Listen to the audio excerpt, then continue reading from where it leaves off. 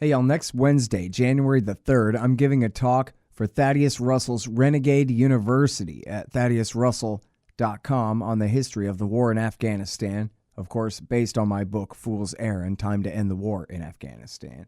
And it's supposed to last a couple of hours, and you guys will be able to participate with questions and answers and all that. So that's next Wednesday, January the 3rd at 8:30 Eastern, 5:30 Pacific. And to register, just go to thaddeusrussell.com. See you there. Sorry I'm late. I had to stop by the Wax Museum again and give the finger to FDR. We know Al-Qaeda, Zawahiri, is supporting the opposition in Syria. Are we supporting Al-Qaeda in Syria? Well, it's a proud day for America. And by God, we've kicked Vietnam syndrome once and for all. Thank you very, very much. I say it again, you've been had. You've been took. You've been hoodwinked. These witnesses are trying to simply deny things that just about everybody else accepts as fact. You came, you saw, you died. Well, we ain't killing their army, but we killing them. We be on CNN like, say our name, bitch, say it 3 times. The meeting of the largest armies in the history of the world. Then there's going to be an invasion. All right, you guys, introducing Matthew Hoh. You know him. He's a whistleblower from the war in Afghanistan. He was in Iraq War II as a Marine, and then was in Afghanistan working for the State Department. And, Obama could have hid behind Matt and denied the surge in 2009. He could have said that, listen, this guy Matthew Hoh, this State Department expert, just got back from there, and he just said, don't do it. And now the former general in charge and now his boss, the ambassador, agrees with him. And we got, at least what General, was it Lute or I forgot which one. One of these war czar guys up there on the National Security Council, National Security Advisor. He didn't want to do it either. And they're just as good as Petraeus. And they say we shouldn't bother. But instead he ignored Matthew Hoh. And he ignored Eikenberry, the ambassador, and ignored the rest of them, and went ahead and gave in to Petraeus and prolonged the war and got a lot more people killed. I'm not sure if he changed anything else there than that. But Matt, first of all, welcome back to the show. And second of all, thanks for trying, man. That's actually a valiant effort on your part. People should go back and look at that stuff. Of course, it's in my book. But it's also just read it and weep at the Washington Post about how it did not have to be this way at all. Hi.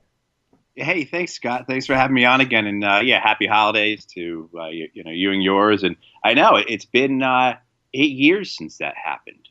And I don't think you can find many people who were as negative as I was about where we were going in 2009. Particularly just because of my emotional point, in 2009. But I don't know if anyone would believe that 8 years later, we'd be at this point with Afghanistan, let alone the rest of the Muslim world that we're bombing and have troops and have proxy forces and are blockading and starving people and, everything else. But it just baffles the mind, right? That this is where we're at. And it's such a tragedy. But I appreciate your kind words and your comments there. Yeah. Well, let me introduce you better here for a second. Center for International Policy, CIPonline.org. That's where you do your work there. People should look at that. Sorry, I don't always get this stuff straight. MatthewHoh.com as well, H-O-H, MatthewHoh.com. And look, it seems like you and Daniel Davis are almost kind of bookends on the surge there in terms of your whistleblowing. You said don't do it, and Davis at the end said, boy, did this not work. It's not working. Whatever you do, don't extend it now, kind of a thing. And both of you put at the center of your arguments, hey, look, I'm palling around over there with guys who are now dead. And before they died, they didn't believe in the mission because it's a stupid mission, and they knew that. And they didn't survive it. So what the hell are we doing? And yeah. I'm roughly paraphrasing, but the both of you said the same thing for that. I got to look these guys in the eyes and say, go back out there? Go back out there? Why? Yeah, and they know better, and they do it because they have to, but man. They, Danny and I have been friends for a while. We were friends. I was introduced to Danny just a month or two after my resignation letter was made public by Gareth Porter introduced us. Gareth had gotten in contact with me, and he said, I'm talking to this Army officer. I think it'd be really great if you guys sat down and had lunch one day. And it was Danny. Is that guy the best or what? What? Sorry?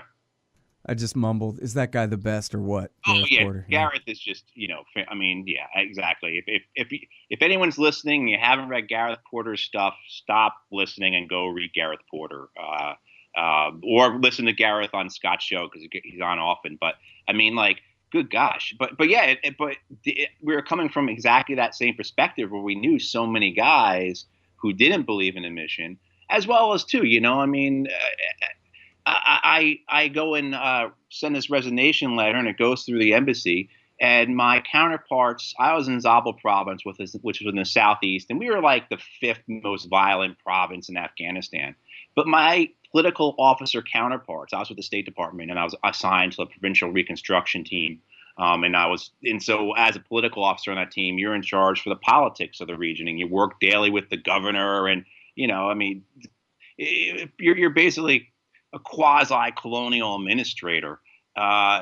So in some ways, you can imagine if you come from that line of work like I was, this is like the best job ever.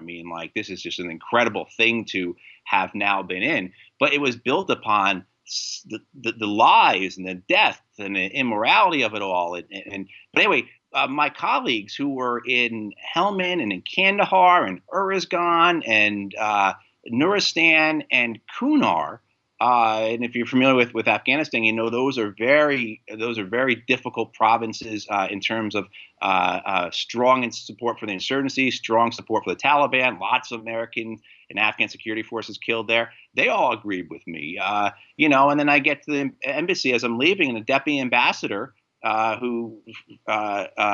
he says to me, I got military age kids and I would not have them serving in this war. Eikenberry, of course, agrees with me. Holbrook tells me he agrees with me, and on and on and on.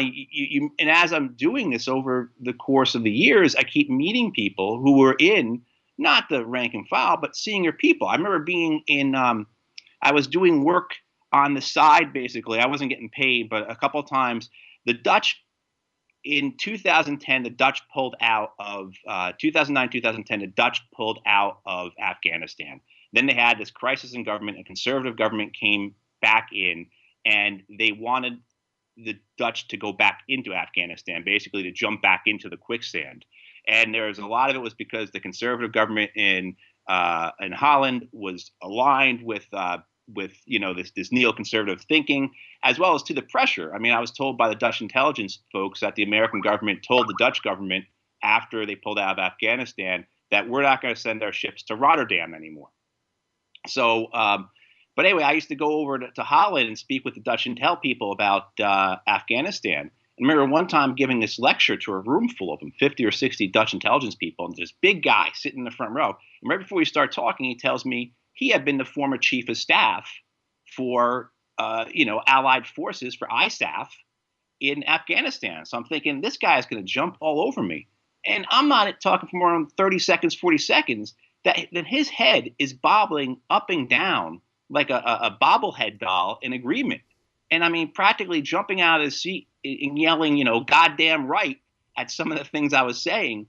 And so over time, these guys who are senior guys, 3-star generals, 4-star generals, ambassadors, who know it's wrong, who know it's a lost cause, who know that the people we are backing are just corrupt warlords and drug lords and heinous, they're heinous scumbags, just like most of the Taliban are, but they keep going along with it. And I think that's what we see now. Look at people are upset about what the United States is doing, say, at the UN now. You see Nikki Haley almost every day coming forth with some type of myth, truth, or falsehood or allegation or whatever. And yesterday, of course, she says we're going to be keeping track of who votes against us. And, there are career foreign service people who work for her who are going along with that, who are willingly going along with the disgusting behavior of this administration, just as they went along with the behavior of the past administrations, and it really says a lot. Really says a lot about who we are as a people, I think. Yeah. Well, what are they going to do? Go get a job? Yeah. You know? No, I mean, it's almost enough to make a libertarian out of me, Scott. You know. Listen, I got some pamphlets I'd like you to look at. All right. So listen, I know a couple of Green Berets, and one of them I met. Well, it might be confusing. Two different guys. No, the guy, the Afghan vet that I met recently, very nice guy named Adam. He was a veteran of the Korengal Valley fight, and he was like, yeah, boy, he didn't have a problem with anything I was saying, which bothered me. You know, I would have rather have been corrected. That, like, Horton, you're way too negative about this stuff, and then hear him make some good points, but no. And then I got another guy now that I'm working with on my audiobook, the great Derek Sheriff at Listen and Think Libertarian Audiobooks. He was a Green Beret over there in Afghanistan, and then for years worked as a guard for Blackwater, standing around, I don't think committing war crimes, just standing around, listening to my show for years and thinking, yeah, that's pretty much right. And yeah, I mean, that's the whole thing. My experience is yours, only on a much lower level, right? Hey, Doug McGregor liked the book. That's pretty good. You and Daniel Davis both said I ain't wrong. Anand Gopal said I ain't wrong.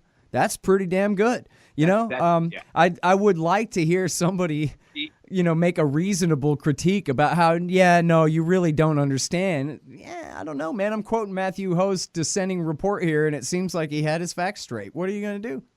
Yeah, you know, I mean, I asked, so Karen DeYoung, who was the, associate editor of the Washington Post, and she was assigned to Hillary Clinton in 2009, and she's the one who wrote the, it ended up being an above the fold front page article on me, I don't know, 3,000 words or 2,500 words or something, I no expectation that was going to happen. But I asked her afterwards, I said, why did you do this? Why did you, write this up about me? And she said, because everyone I asked within the government, at the White House, at the Pentagon, she's been around for a long time, Karen, at the State Department, everyone said you were right. So we have this people going along with it, just going along. And we see it over and over again. The Korengal is such a great example. When I was there in 2009, Admiral Mullins showed up, who was the chairman of the Joint Chiefs of Staff. And at that point, I was the acting political advisor for that part of Afghanistan for 4 provinces in Afghanistan. So I worked with an Army brigade commander. And the chairman of Joint Chiefs shows up, and he goes to the Korengal. And at that point, that was the most deadly place for Americans in Afghanistan. And he says, ask me 2 questions. What are we doing there? And what happens if we leave? And everybody from the company commander up through the division commander all said, we can answer the second one, no problem. Nothing happens if we leave. Absolutely nothing happens if we leave. The Korengalis go back to cutting trees down and doing their timber trade and happy that nobody is bothering them. The first part of the question, why we're there, we don't know. And that was an honest thing. And so myself and the brigade S3 had to research this. And the S3 is an operations officer. So myself and the brigade S3 we end up calling every company commander who had been in the Korengal. We called one guy and he said, I don't know. We just took over from the guy who was there before, Oh, this is the truth, and meanwhile, 60 American kids have died in this valley. And every, captain or major we talked to who have been put there and spent, anywhere from 12 to 15 months there, said they didn't know what they were there for. And finally, I get a hold of a guy in Hawaii. He was I think a major in the Marine Corps at that point now. And he had been the first American into the Korengal. And this was in about 2005.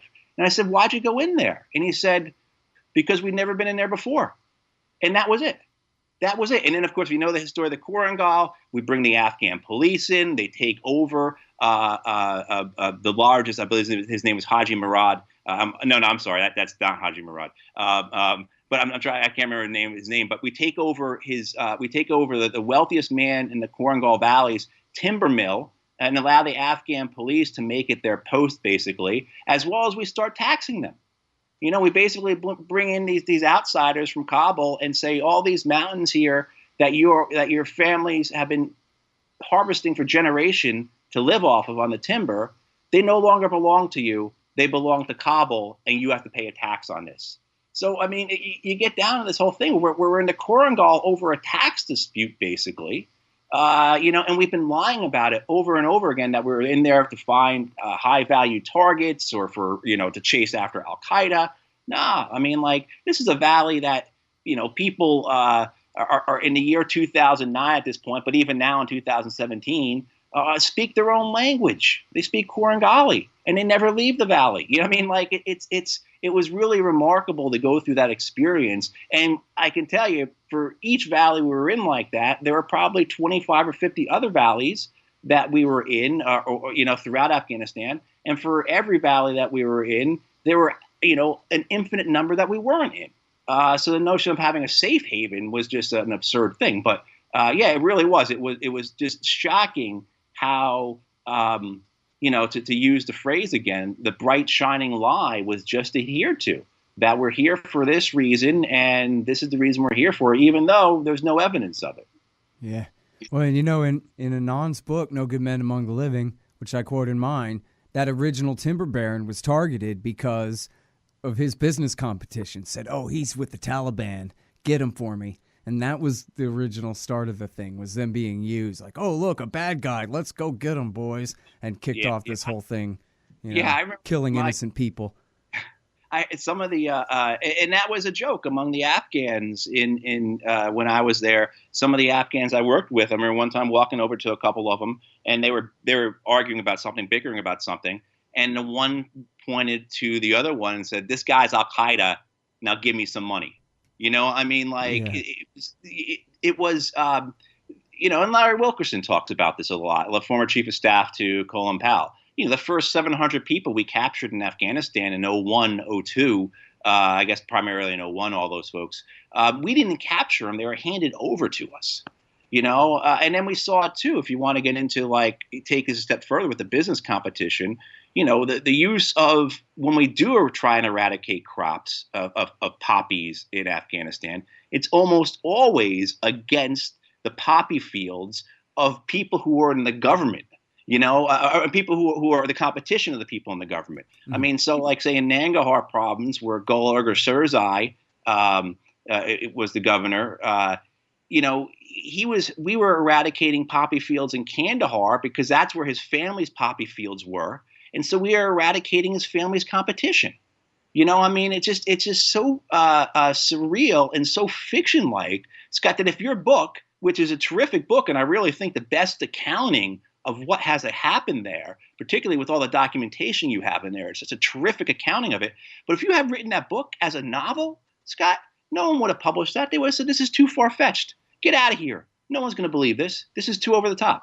That this is too much even for science fiction. But the reality is as the trope goes, is reality is always stranger than fiction. Hey, I'm Scott. Here's how to support the show. First of all, sign up for the RSS feeds, iTunes, Stitcher, and what have you. The RSS link is there at scotthorton.org.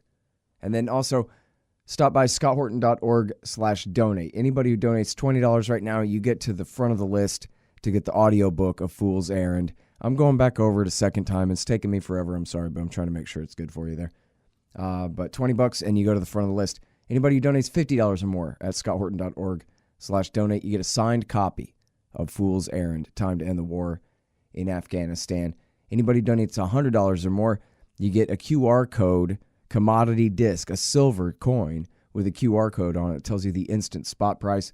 And anyone who donates $200 or more, you get a lifetime subscription to Listen and Think Libertarian audiobooks. And by the way, you can do monthly donations, subscription donations there of $5, $10, $20, $50, $1 million, whatever you want there by way of PayPal. And thank you very much to everybody who does that. Those monthly donations really help.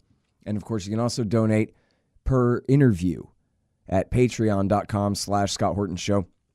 And anyone who signs up now for to give $1 more per interview at patreon.com, you get 2 free audiobooks from Listen and Think. So all that is at scotthorton.org/donate. Also on the front page of scotthorton.org, there's a link to amazon.com. Do all your Christmas shopping through there, and I get a kickback from their end of the sale, not yours. So that's pretty good. And then, hey, leave me a good review on iTunes or Stitcher. You guys love the show, right? So leave some reviews and tell them why. And, of course, share them on Facebook and Twitter and that kind of thing if you can. Thanks. So back to the politics of Obama giving in. Because, I really like you, and so I kind of build you up a little bit. But it ain't you. It's Eikenberry. I just couldn't think of his name for a second, so I stuttered. But the point is, Obama could have hid behind Eikenberry. Eikenberry wasn't some civilian weenie from the State Department. He, like you, was from the military side. He was the former general in charge of that war. And he was saying, forget it. Pack it up. And Obama could have just said, look, David Petraeus, you don't like it, resign. This guy Eikenberry clearly is right. He makes arguments. You have ambitions. I mean, get the hell out of here with this. And if he had taken the fight, and I make this case in my book, and maybe I'm wrong, but I think if he had just said, yeah, that's why I won the election, because people didn't want John McCain and David Petraeus to decide. They wanted me and Eikenberry to decide, that he would have gotten away with that. It would have been great. But as it was, he got reelected anyway, so his calculation that liberals won't mind and conservatives will be placated, on that issue anyway, seemed to kind of pan out for him. But, go ahead. I was going to say that we got to remember what the politics at the moment were in the fall. So when he comes in, he wants to be as tough as McCain. He's going to win the good war. So right as we know, he sends over 40,000 troops right away without discussion. In the first 6 months of Afghanistan, we get 30,000, 40,000 more American troops into Afghanistan. And then you get in the fall a debate about the surge and everything. But, I became, after this thing broke about me, I became John Murtha, the former Democratic congressman from Pennsylvania who was one of the first to speak out against the Iraq war. He got a hold of me. And he had me address actually I think it was the second week of November of 2009, he had me address the entire Democratic caucus. So I'm in the Capitol building, in this conference room. There are 200 some odd Democratic congressmen and women sitting there with sandwiches on their lap. They're having their caucus meeting. And Murtha gets them all fired up. I do a pretty good job of explaining why this is just completely bankrupt morally, as well as too that it's not going to work. And then they're all, literally, they are dozens of them are going to the microphones to make the point that they cannot let the president do this, that it's their party, that this is a mistake, that they're repeating not Vietnam, but they're repeating the Iraq war, that they're, and this is against what you just said, Scott. This is why Obama was elected to stop these kinds of things. As much as he said he was going to win the good war in Afghanistan, when he talked about it, he talked about sending 2 brigades to Afghanistan during his campaign. He didn't talk about sending, 70,000, 80,000 more American troops. But anyway, and then as this discontent is going on among I'm not kidding, the entire Democratic caucus, that they need to stand up on this, Speaker Pelosi stands up. And this was the first Democratic caucus meeting since the House had passed the Affordable Care Act, Obamacare. And Speaker Pelosi pops up and she says, remember what our priorities are, and do not paint the president into a corner. That we just passed this, it needs to get through the Senate, and we need to implement this, and we cannot fight, basically she kind of basically makes the point of fighting a 2-front war. And that was it. They all sat back down, and with the exceptions of, our friends Ron Paul and Walter Jones on the right and Jim McGovern and Barbara Lee on the left, there was, particularly 2009 into 2010, not a lot of support in the House and only a handful of folks in the Senate who are willing to stand up to the White House and say this is wrong, But so we have to remember the politics of the moment and how quickly Speaker Pelosi stopped that outburst. What I witnessed was really remarkable. And that was it. If you read Woodward's book on Obama's decision to escalate the war in Afghanistan, Obama's War, it's called, or Obama's Wars, even though it's just about one. Yeah, what's insightful, because Woodward, and in the books about Bush and everything else, he reveals classified information. He reveals top secret information in the books. I mean, like, reveals all kinds of discussions. And these guys are these guys and gals in the White House. They're backbiting and ripping on one another, and none of them ever deny that they said this stuff. But what's missing from Woodward's book, particularly about the book about Afghanistan, is any discussion of domestic politics. So you're telling me that all throughout this time in 2009, David Axelrod or Rahm Emanuel never pulled Obama aside and said, look, this is what it's going to happen. If you stand up against the war in Afghanistan and there's a terror attack in New York City or Los Angeles or what have you, you are going to be vilified by John McCain, Mitch McConnell, and the Republicans. And you can't take that as a black Democratic president. You need to stand firm on this. Like, why is that discussion not in Woodward's book? Of all the things that are left out, the politics are left out of Woodward's book, particularly the Afghanistan one, the domestic politics. Yeah. And we all know, I mean, there's a little bit of that in there, but yeah, I mean, it's pretty clear what's going on there, where he just, and we see the exact same thing going on with Trump right now. If we leave, and he said this explicitly in his speech in August when he announced his escalation, he said, look, if we leave, then anything bad that happens in Afghanistan makes me look bad. But of course, if we stay, then anything bad that happens in Afghanistan, that's just despite our best efforts. We got to keep trying. And so that's the frame of it. Those are my words, not exactly his, but that's the frame of it. And so what are you going to do? And then of course, he specifically invoked Obama leaving Iraq and blamed that for the rise of the Islamic State. In fact, he used to say that Islamic State was Obama's fault for 3 reasons: Libya, Syria, and leaving Iraq. But he dropped the first 2 reasons, and he ended up saying, oh, yeah, Obama created ISIS just because he left Iraq. The lesson, never leave anywhere, at least while it's your turn in office. As George W. Bush said, that will be for other presidents, plural, to decide. In other words, we're never leaving anywhere ever. Yeah, and that's the same thing. I mean, you read... Because John McCain will talk bad about you, and you won't be able to just turn it around and explain why this is all John McCain's fault, and everybody knows that. Yeah, and this is the same thing that haunted Lyndon Johnson. Bill Moyers has and he published it actually again in 2009, because it's the first time I have read it, about Johnson's decision making over the Vietnam War in 64 and 65 and 60, late 63 and 64 and 65. How he's basically, he knows the war is not worth it or can't be won. Yet if he doesn't commit, he will be hung up by the Congress. He will be hung up by, not just the Republicans, but members of his own party.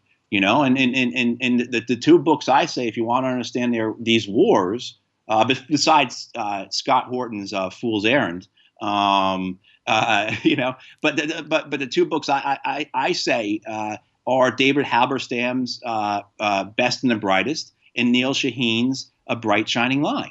2 books about Vietnam, but those books tell you everything you need to know about why these wars have been the way they are, why they continue to be, and why we're just, and that's like the blurb I wrote for your book, Scott, was because your book is going to do the same for the whatever future wars we're in, when we're in some god-awful occupation in, West Africa, say, or wherever it's going to be. You can look back 20 years and read Scott Horton's book about Afghanistan, and it will be the same reasons we're stuck in this occupation, stuck in this can't win war, cozied up with drug lords and warlords and despots.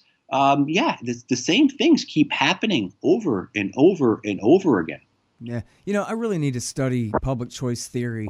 I just sort of know what it is, but I haven't really looked too much at it. But I think to boil it down, it basically just means that government employees do their own thing, basically. So that's why the public is always confused, because it seems like the things that they do are not in the national interest. But that's because the national interest isn't what they operate on. They operate on their own interests within the bureaucracy. So, You know, one example of this I like is Gordon Prather talked to me and told me one time about how if you go into the nuclear weapons division of the military, well, that's just a career dead end.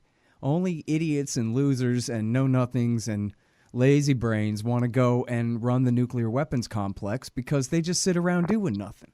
And that's not where the action is. And so in the economics of the bureaucracy, you end up having people who really should not be in charge of the H-bombs, the more unreliable men who aren't really fit for duty out there in combat, but we'll have them babysitting H-bombs instead, you know?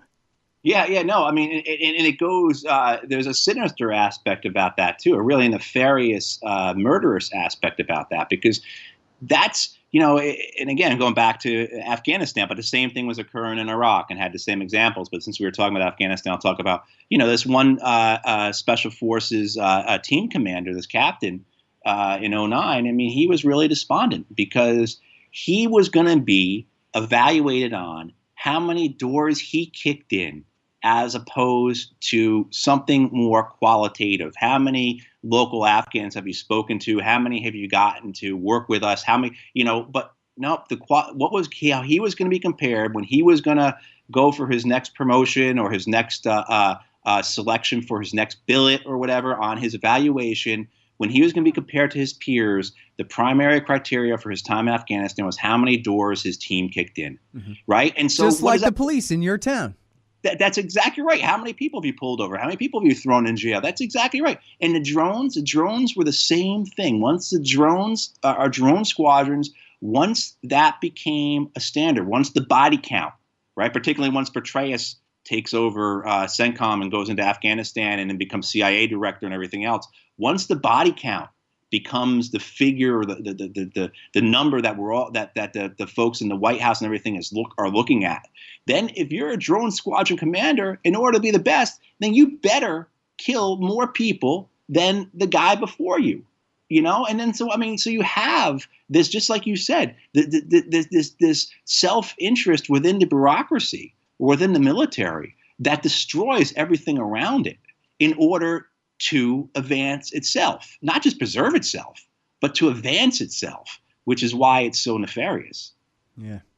All right. Well, man, I was supposed to interview you all about the brand new national security strategy. And boy, am I glad we didn't do this interview before I wrote the book, because then there would have been so much. The entire Matthew Hoh chapter would have been 3 times as long with all this great stuff in here. So, and I could have sent you photos, Scott. It would have just made a whole great centerpiece for the book. It really would have. Man, I'll tell you, you know what? They wouldn't publish my pretty pictures in that book. So that's why there's no maps. You got to go to foolserrand.org/maps to look at the great maps that should be in there, and /Walker if you want to see the war crimes. I didn't put those in the book either, but that's the one story I really broke in there was Walker's story. But listen, so you know what? Let me just keep you for another few minutes if that's all right. You got to go? Yeah, that's fine. Yeah, absolutely. Yeah. So all right. So Donald Trump puts out the new national security strategy, and I don't know if you saw this, but there was the train wreck, which was actually a brand new government project, and he put out a tweet incorrectly saying this is because of our old rotten infrastructure, which, you know, whatever. But then he said, because we're wasting money on the wars.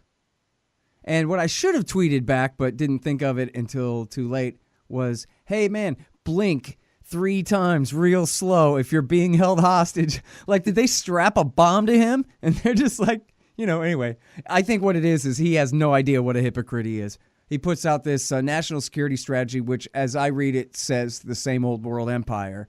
At the same time, he's complaining about the cost of war. Yeah, I mean, and it's interesting, too, because you read the national security strategy. So I watched his speech first, which was a campaign speech, you know, and anyone else who suffered through it, it was the campaign speech. He is the leader of American exceptionalism. He is going to, you know, make America great, America first, all this stuff. But he is addressing his political base, as well as to his backers in Israel and Saudi Arabia and other places. And, of course, the defense industry. But when you get into the national security strategy, when you read this thing, yeah, absolutely. His intro is a campaign speech again.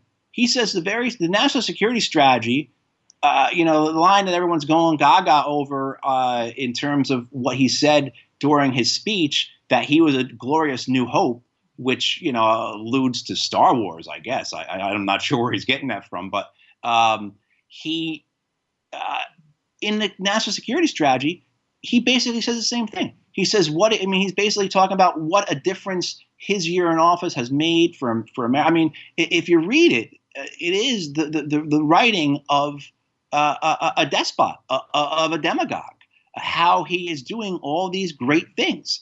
And so the dissonance that is within not just him, but say again, Nikki Haley up at the UN, who's able to stand and chastise the Yemeni rebels for sending 1 or 2 missiles towards Saudi Arabia, while the Saudis kill dozens and hundreds of men, women, and children every week in Yemen without blinking, without even having a thought, is amazing. But the document itself, when you get into the meat of it, the same themes reoccur.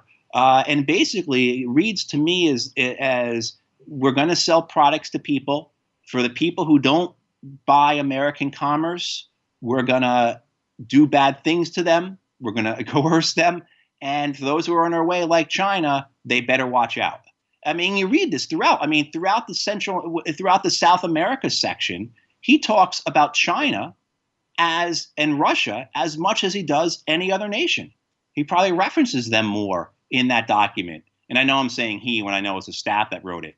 But, the one thing it does tell you, though, is that trade and commerce and making money is what is important to him. And anyone who is standing in the way needs to be crushed. Yeah, and that he has no idea how this is supposed to work at all. He thinks it's all a zero-sum game of national competition between states. That's exactly right. The phrase that some of his surrogates are using is co-opetition or something like that, or some type of cross between cooperation and competition, like it is some type of reality show, TV game. I mean, we can't. One of the things I think that we do as a people is we look back in history and we can see the faults in past leaders. We can see that this man was what he did, and I'm trying to now. I'm stuck on the name of the general of the British forces, of the British Expeditionary Forces in World War I. But anyway, he used to hold seances, right? So you're like, oh, it makes sense how the Brits got 50,000 people killed at the Somme. The guy who led them actually used to believe in seances. But I think as people, we tend to not believe that our current leaders, that the people who surround us currently are capable of such fallacies, capable of such faults. And with Trump, I think the best example is when you get to the conclusion of the national security strategy. And if you suffer through the whole thing, there's about a half-page conclusion. And it talks about principled realism. And you're just like, those two words have nothing to do with anything that this document is about in terms of principles or realism or the reality of things. Because it's all about, again, just trade and forcing people to bend to your will.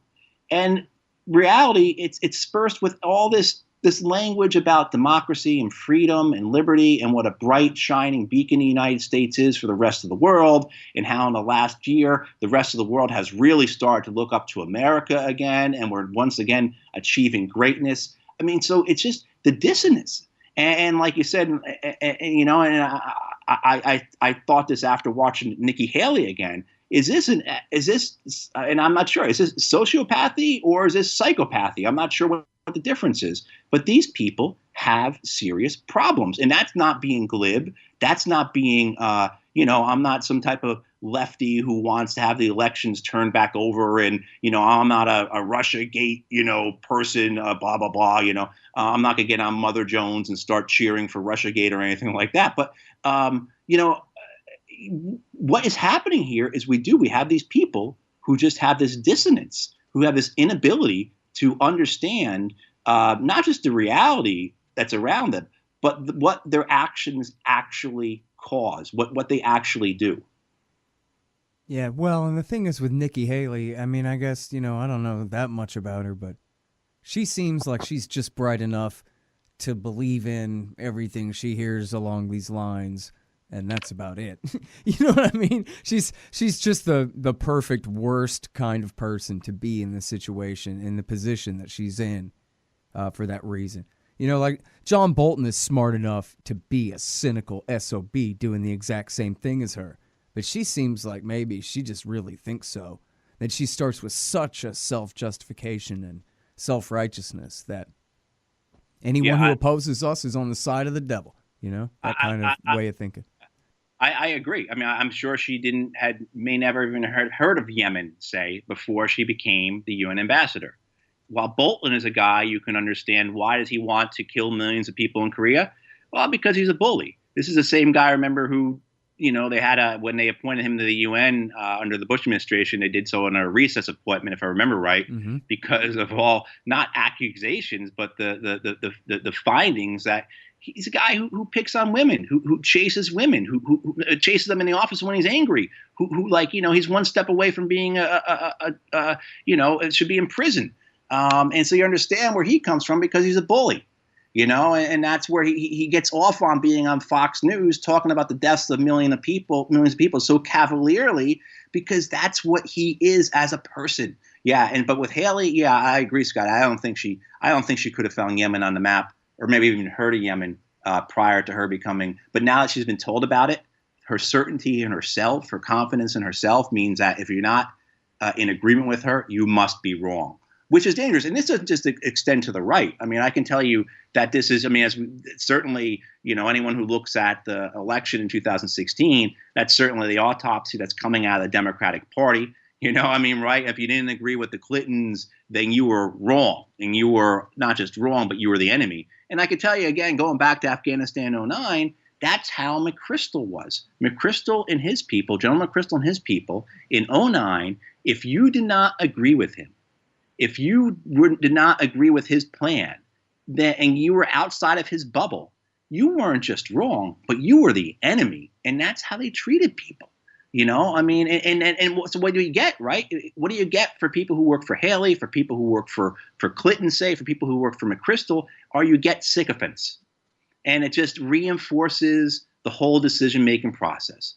And I think that's the value in the Trump national security document for those who work at state and CIA and Pentagon and the NSC and everything, is that if for some reason you find yourself in the Oval Office, you know what he's going to want to hear. He's going to want to hear about trade and, as you said, zero-sum competition, right? That's how you have to phrase everything for this man. And can you imagine him and Kushner and Nikki Haley in a room having a conversation about what they agree is true and what they should do about it?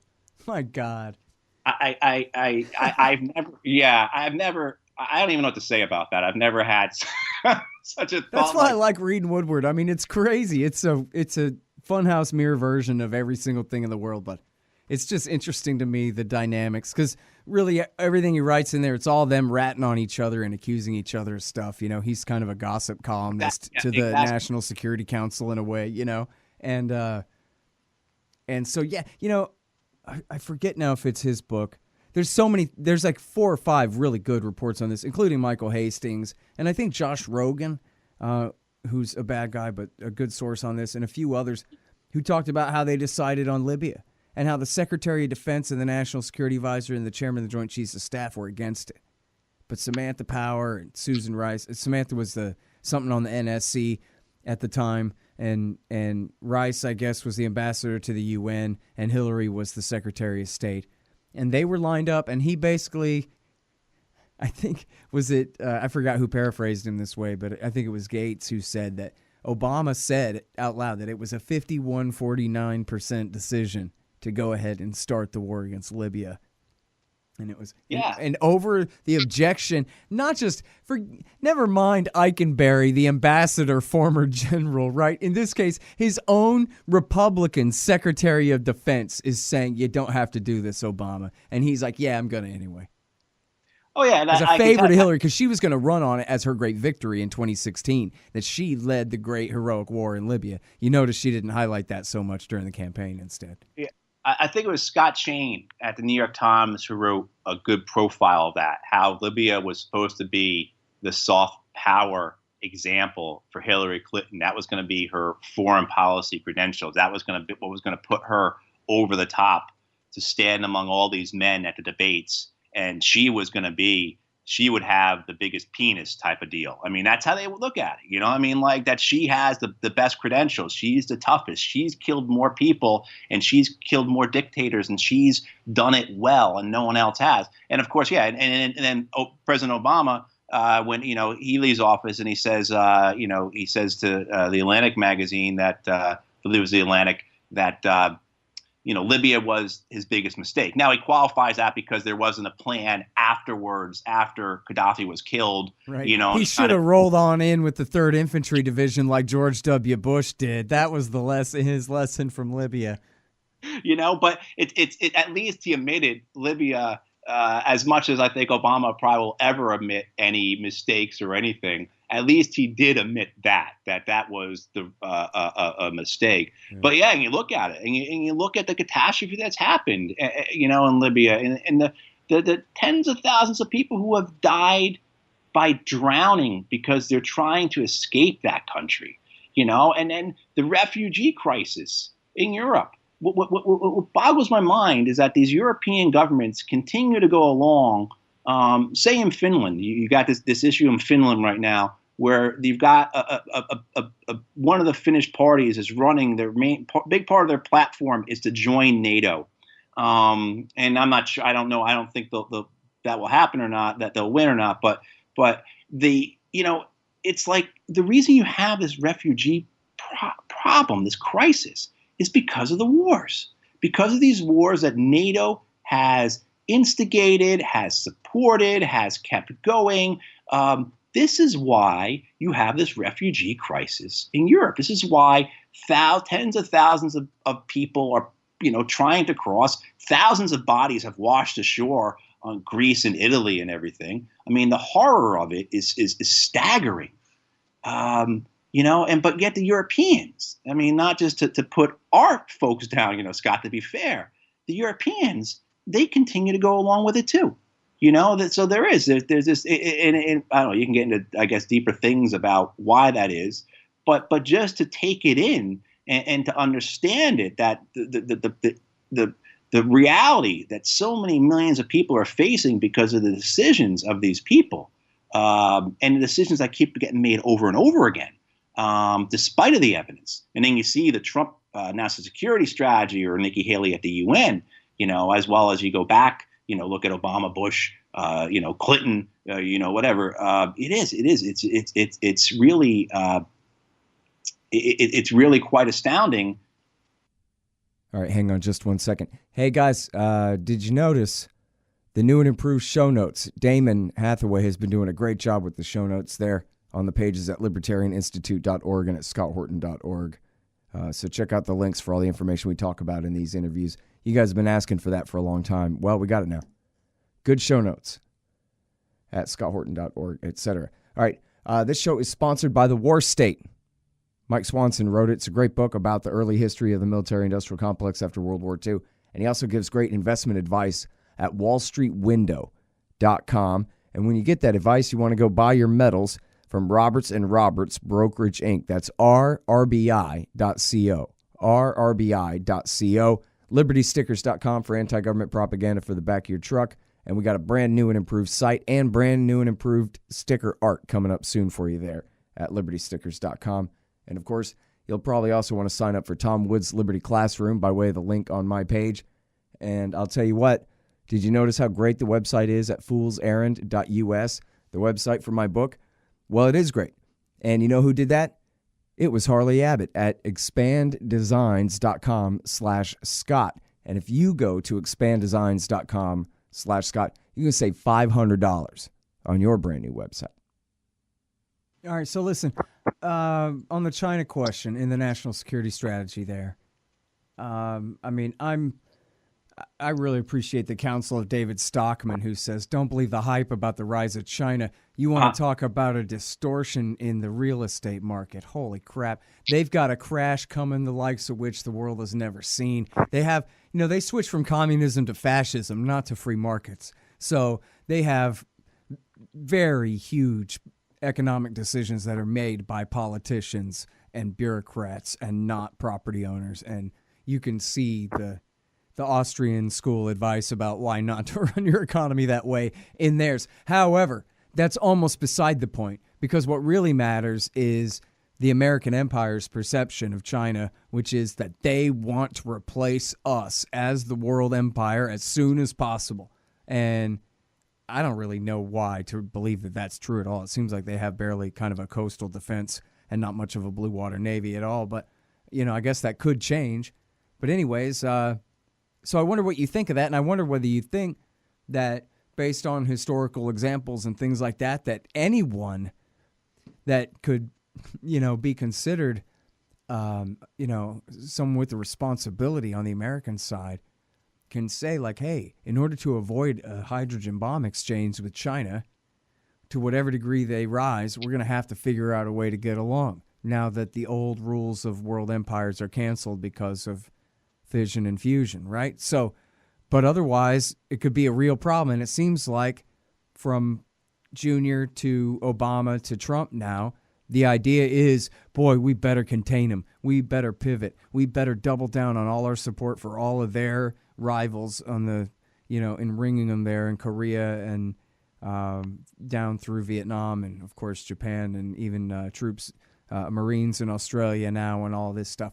So, I wonder, well, you're, a little bit sort of kind of associated with this think tank world, man, as you've talked about. You talk with these congressmen sometimes. You're at the Center for International Policy. And I wonder whether anybody is thinking straight about this in the, medium to longer term of how we're going to live in a world with a, quote, rising China and an America that, obviously is extremely reluctant to accept that. Yeah, I mean, China's been rising my whole adult life.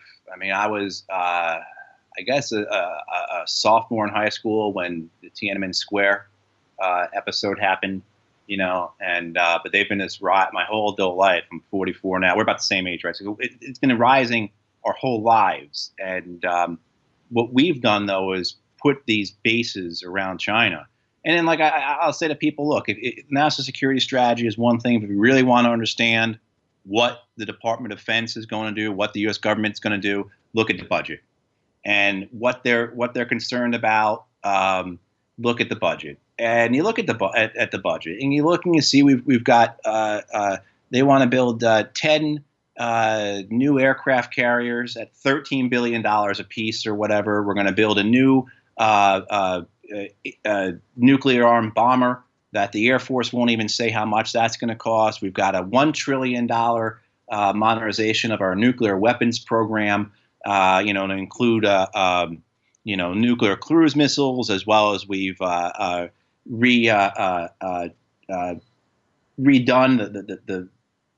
the nukes on our submarines so that they are now able to be first strike capable.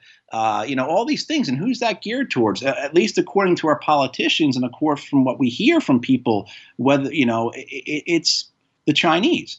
So what we've seen with the Chinese is not this explosion of growth overseas in terms of aggressive growth and building military bases. I think this past year they opened up their first overseas military base in Africa, which from what I understand is really just their refueling point, like a logistics hub, nothing more than that. But so they've got one overseas base and we've got 800 overseas bases. I mean, the issue with the Spratly Islands, that's an issue that occurs with countries all over the world and should be mediated through an international system, as opposed to the United States keeping an aircraft carrier off of China's coast all the time to intimidate them. As you said, Scott, yeah, and I had never heard that before, but that China didn't transition from communism to capitalism, but communism to fascism. That's absolutely spot on. And their concern are going to be the 3 billion for Chinese within their borders, keeping them fed, keeping them in electronics and in cars and in all the things that they've come to be accustomed to over the last couple decades. They're not looking outward for expansion except for in trade and in commerce. I mean, we're not going to see. But if you read this national security strategy from Trump, where China is just referenced over and over again, if you read it, you would expect that the Chinese have military bases all throughout Latin America, all throughout Africa, that they were going to, take over the North Pole. I mean, like the hysteria over China. So no, to your answers, I don't think anyone has got their head straight. And I can tell you a story from friends of mine who worked at Pacific Command in the early part of the Obama administration, about 2011, 2012. So I guess the midpoint of Obama administration, when the Pacific pivot, the Asia pivot was being announced. The giddiness among the admirals and generals at PACOM, the Air Force and Navy admirals and generals, because what that meant was the money was going to be transitioning away from these wars where the Air Force and the Navy didn't have the role that the Marine Corps and the Army had, and they'd be transitioning towards things like bombers, F-22s, F-35, new nuclear missile submarines, new aircraft carriers. So what do? You hype everything up. You make everything seem worse than it actually is, because this is the gold rush is coming, and you have a chance to buy all these new things. So, I mean, it's no different than I think what the United States military did throughout a lot of the Cold War, hyping the Soviet Union. But it's very dangerous because what we've seen, the way the Chinese have reacted to it, they are upgrading their nuclear forces. They've installed over the last several years early warning radar systems, which they really didn't have before. So we can't really put this all on Trump, because we have to look at the modernization of the nuclear forces that occurred under Obama, particularly this ability to have these first strikes from our nuclear submarines, which scares the hell, and rightly should, out of the Russians and the Chinese, particularly when you have a document or you have politicians on both sides of the aisle that demonize them constantly. So, yeah, no one's got their head on straight, because the evidence and the facts, and China's a despotic nation, right? I mean, they have more journalists in prison than anyone else. I mean, they have, they are fascism is the best way to describe it, like you said, Scott. But we don't do anything about all our factories that are over there. I'm sitting here talking to you on my Apple computer. I mean, that was made in China. And get real. Fascism has served them a hell of a lot better than communism ever did, back when they were starving to death by the tens of millions. But yeah, no, they're not free. I mean, they have a one-party dictatorship there, and I mean, what's fascism except a cronyized economy? At least they're not in a state of permanent war. Otherwise, they'd be the carbon copy of us. They have almost as many people in prison as we do, for a nation with more than twice the population. Yeah, about 3 times the population, maybe even more. But then you get guys like Tom Friedman who go over there, from the New York Times, and write these glowing reports about how modern they are and how the system is, working, and how they're going to eclipse us. So you have these stenographers for the empire who are going along with that China is rising, they're going to take us over. See, this is why people need Austrian business cycle theory, because we understand the effect of inflation on distorting your markets. And I'm sure people have at least heard of, if not read about, and it's easy to read about, the Chinese ghost cities, where they even built a replica of Paris, and nobody lives there. It was just a political decision to do so. It was, and then they built things, metropolises that look like downtown Dallas or something, and then people are just supposed to go and live there. I read one report where people are just investing in the empty condos themselves as they continue to appreciate, and they keep flipping them and making all this money. And they're putting all their life savings into condos that have no actual demand for them whatsoever, in empty cities that were created.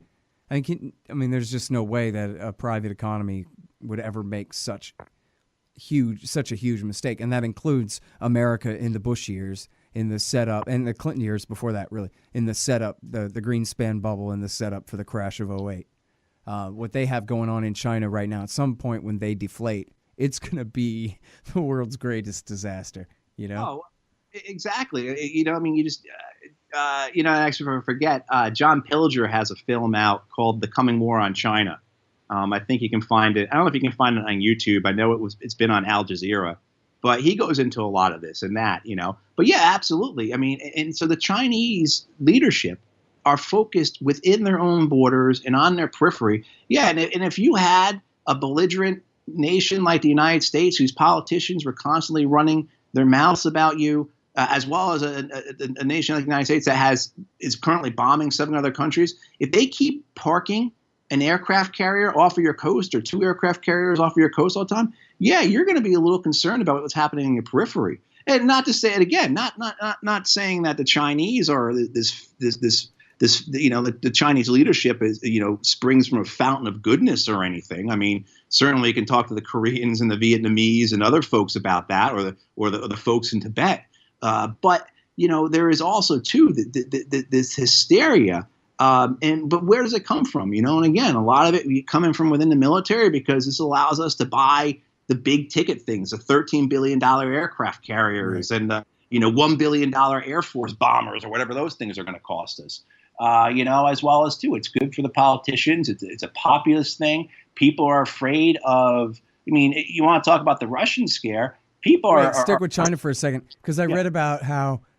And, they would have done some modernization anyway, but the 2 big moves by China to improve and modernize their military forces came with the aftermath of Iraq War I, and then when Bill Clinton sailed the 7th Fleet in between China and Taiwan when they were doing some missile tests. And there was no real threat of a Chinese invasion of Taiwan, but Bill Clinton went and did his show of force, and it was those 2 things, Iraq War I, in other words, wars of choice and intervention by America far away from our own shores, that had provoked them to begin to, hey, maybe we should have at least 1 aircraft carrier. Yeah. Yeah. And from what I know, I haven't looked at the status of that carrier, which I believe they bought from the Russians. She could barely get to sea. It's and comparing them to our carrier, everything else. But yeah, great example with the invasion of Taiwan. That's been a thing for decades now, about how the Chinese are going to invade Taiwan. You look at the Chinese Navy, they simply don't have the ability to transport, 1 million soldiers across to Taiwan to take it over. They don't have the ships for that. So all this hysteria is just not based on the evidence and the fact, but it's good for rhetoric. And I was going to say, with regards to the Russia scare, but what about the yellow scare? This feeds into that as well, in terms of, like, if you're looking for a populist narrative, someone to blame things on, someone to blame factory closings on, and how bad, the economy is, or how come wages haven't grown or anything else. Let's blame it on the Chinese, And so, yeah, they're a perfect villain for a host of folks within the U.S. government, as well as at the different think tanks that serve those interests. Now I'm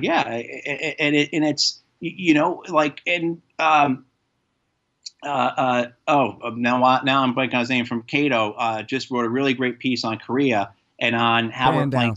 Doug Bandow. Yes, thank you. Yeah, one of the best pieces I've read on Korea, and on how we're playing chicken with this, and how it's not just Trump. We've done this before. This, like you said, Clinton did it. Bush certainly did it. Obama's done it. We, at some point, in regards to a nuclear exchange, in regards to something that will be unable to walk away from the consequences of, it's going to come. It is going to come. At some point, time is going to run out, or our luck is going to run out, or odds are going to come up, and we are going to really be faced in this country with the consequences of our actions overseas. And it's a terrifying thought, because, you know as well as I do. We need 0.1% of the nuclear weapons that we have to go off to give us a nuclear winter of 10 years. It's really minor how many nukes need to be detonated to kill off about 2 billion people in this world. Or hell, what if somebody set off the weakest, littlest nuke in any city, anywhere? Just think of the destruction beyond imagination. You know what I mean? Dan Ellsberg is now coining the term. Maybe it's been around for a while, but he's publicizing the term omnicide, for when one day America and Russia kill every human being in the world forever. But until then, it seems like even just having one small fission device go off in, say, Seattle would be the worst thing that had happened since, well, in this hemisphere, in a very long time. Not even that. Just say, I mean, as Bandow, is pointing out with this game of chicken, one of our helicopters, crosses over the DMZ and the North Koreans shoot it down. It can happen, I mean, helos. It could happen. Something like that could happen. What's going to be the response? And that was the same thing too with when Obama was pushing Pakistan and we were doing things against Pakistan and we were right on that border there. What happens when the Pakistanis shoot down one of our Blackhawks and kill 8 of our guys? What do we have to do then? What is the response going to be? What can, I mean, and so the madness of it, and the media and the people in political circles like to think that there are these adults in this room that somehow, that's a phrase they use, adults in this room, that somehow Kelly and Mattis and McMaster are going to, stop. When has that ever happened? When has an American general ever defied and said, I'm not going to do this? And if you look back a couple months ago, when Trump had all his generals in and they were standing there getting their photo taken with him and the generals and all their wives, and Trump made some comment about wait and see what happens, something big is happening. Not one of the generals said anything. I mean, here's a man joking about war, killing millions of people, and not one of the generals said anything like that's inappropriate. All they did was smile, grin, and laugh and go along with the president. So if anyone thinks that we can count on the military leadership to do the right thing, to be the adults in the room, as the Times and the Post and CNN and everyone else keeps saying, they've got to be kidding themselves. What are they basing that on? When did that happen? Show me when in American history when the adults in the room have risen to stop the American president from doing something egregious, from killing. Especially when it seems like, and it is a little bit different on different issues. Maybe they're a little bit better than him on Iran, but he's certainly as bad as them or worse on Afghanistan, and maybe they're tied on Syria. But yeah, I mean, in practice, they sure don't seem to be much better than him. And you look at this national security strategy. This was written up by McMaster and the National Security Council staff. This is what he wants it to say. He and Mattis, and I don't know who else besides those two and the president had much say in what it said, but this is the Pentagon's doctrine that they've come and brought to the president for him to rubber stamp, which is, audience, just like I told you a year and a half before he got elected, that was exactly what he was going to do, is say to the generals, sir, yes, sir, just go ahead and do whatever you want, but make sure to brief me. That's exactly right. I mean, that he is the most malleable person we have ever in that office, ever in the White House, in terms of he's willing, as long as it goes along to we'll go back to it, this is security strategy. As long as it goes back to we're selling products, we're exporting products, we're making money, and we're crushing our competition. As long as it fits into that, he's going to be happy with it. And he's obviously, I mean, he went to France and he was there for Bastille Day, and he was delighted with the parade that he saw in Paris. And what he says, he says, we need to have a parade of our own. We need to have this is a man whose association with the military and war is based upon popular culture, film, almost from what he remembers from being in military school as a teenager. This is what his association with it is. And he is just delighted that he has these I saw him actually in New York. His motorcade went by me. I was up there during the UN General Assembly, and Trump's motorcade comes by. And you can see him in his limousine, and you can see him waving. No one's waving back, but you could see him waving. Just, the sense you could get of just the delight at the position he has found himself in, that he has won the game, that he is at this point.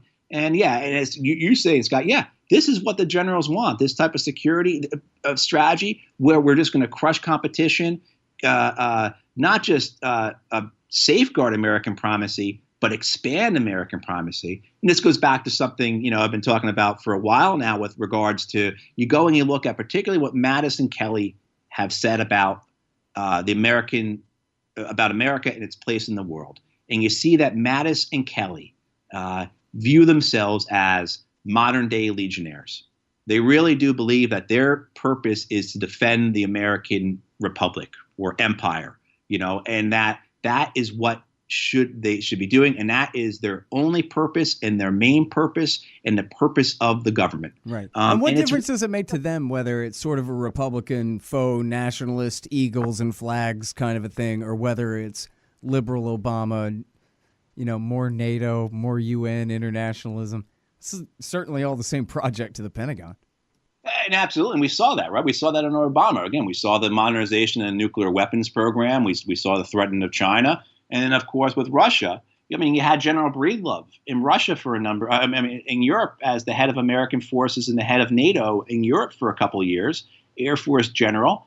This guy was a carbon copy of the old Strategic Air Command General Curtis LeMay, who, George Patton's character in Dr. Strangelove was based upon. The way he talked about Russia. And underneath Obama, you saw the expansion of NATO even greater than it had been, right? Now we have forces stationed in the Baltics. We have forces stationed in Poland. We've had the largest ammunition shipments in decades into Europe. We're running military exercises up and down the Russian coastline and the Russian land borders. And under Obama, Breedlove, every chance he got, talked about the threat from Russia and hinted that we have to not just be ready to fight them, but to go on the offensive. So again, it's not Trump. This is what the military leadership has been, and what the Pentagon wants, and how they view themselves. And it's quite dangerous. And like you said, it doesn't matter to these guys whether it's Trump or Obama, as long as they are fulfilling the roles that they see themselves. And I really would. I'd say go back and look at Kelly's remarks or Mattis's remarks.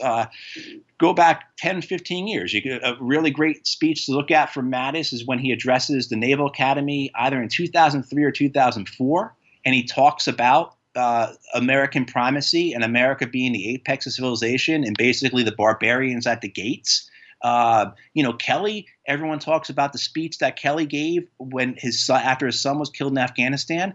But you read through that and you see the chief of staff of the White House, a 4-star Marine Corps general, say it doesn't matter what our adversaries think. It doesn't matter what they believe. It doesn't matter why they're doing their actions. They just hate us.